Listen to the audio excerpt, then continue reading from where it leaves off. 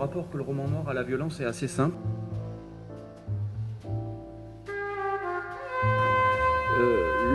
Je vais l'opposer un petit peu au roman policier, le roman noir et le roman policier. Le roman policier va considérer que la violence est exogène, c'est-à-dire que la violence, elle est marginale, elle est le fait de gens qui sont tordus, qui sont déviants, et que dans une société ordonnée, si on met en place la bonne enquête et la bonne procédure, ça peut être l'hôpital, ça peut être la prison, ça peut être l'école, ça peut être le service militaire, ça n'existe plus, voilà, on va pouvoir remettre de l'ordre. Voilà. Et donc dans le roman policier, du coup, comme la société est considérée comme pacifiée, civilisée, la violence étant exogène, c'est quelque chose qu'on pourrait théoriquement résoudre. Bon, dans les faits, on voit bien que ça marche pas comme ça, mais on considère qu'on va pouvoir la résoudre. Donc, dans le roman policier, on va inventer de la violence.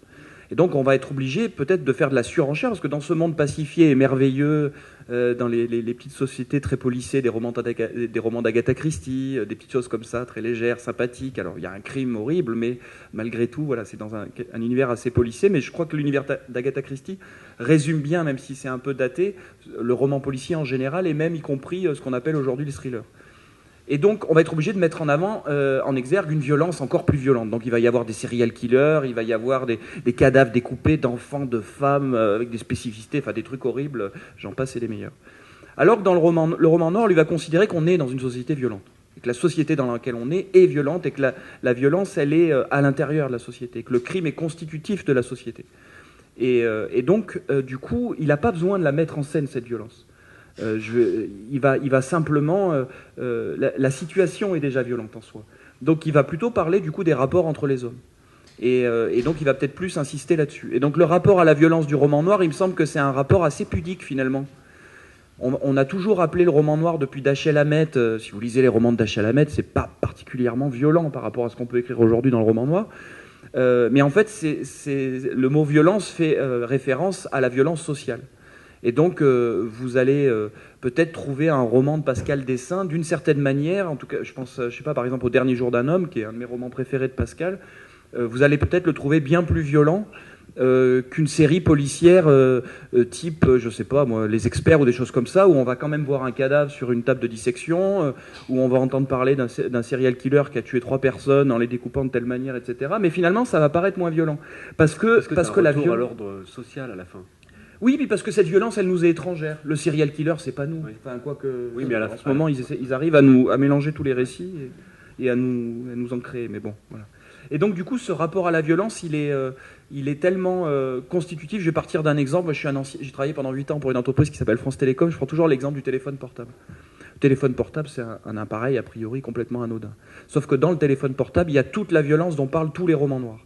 Il y a la violence écologique dont parlent les romans de Pascal ou de Jean-Hugues Oppel aussi, parce que pour un téléphone portable, il vous faut des batteries. Les batteries, c'est l'exploitation des terres rares. Les terres rares, c'est des dictatures qui sont montées, financées.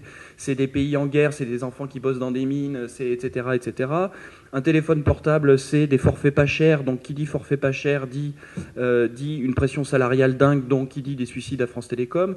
Un téléphone portable, c'est un truc qui est compétitif. Donc, ça veut dire qu'il y a des gosses qui bossent en Chine ou en Inde ou au Pakistan pour assembler les téléphones Nokia ou tout ce que vous voulez. Bon, je ne vais pas citer de marque, on s'en fout. Donc finalement, il y a quelque chose d'extrêmement violent dans cet appareil qui a l'air complètement anodin et qui vous sert à vous repérer, qui vous sert à dire tu penseras bien me ramener du beurre, non le demi-sel parce que je veux pas de l'autre. Ça a l'air complètement anodin, mais toute la violence est dans cet objet. Quand vous entendez cette idée que la technologie n'est pas dangereuse, c'est l'utilisation qu'on en fait, c'est une énorme connerie en fait, et les sociologues le savent bien. La violence est constitutive de l'objet lui-même puisqu'il est conçu avec tout ça et il n'existerait pas, vous ne pourriez pas avoir aujourd'hui, je continue sur le petit exemple, vous ne pourriez pas aujourd'hui avoir un téléphone portable avec un forfait à 19,99 € utilisable avec l'internet illimité s'il n'y avait pas toute cette violence. Sinon, si on mesurait le coût réel en termes social, en termes économiques, en termes humains, en termes environnementaux, votre forfait de téléphone, il vous coûterait des centaines et des centaines d'euros tous les mois. Parce qu'il faudrait payer tout ça, il faudrait payer les enfants décemment, il faudrait extraire des choses sans massacrer l'environnement, sans polluer les océans, il faudrait faire travailler les gens dans des conditions décentes, etc. Donc ça coûterait une fortune. Et peut-être que ça serait le vrai prix, finalement.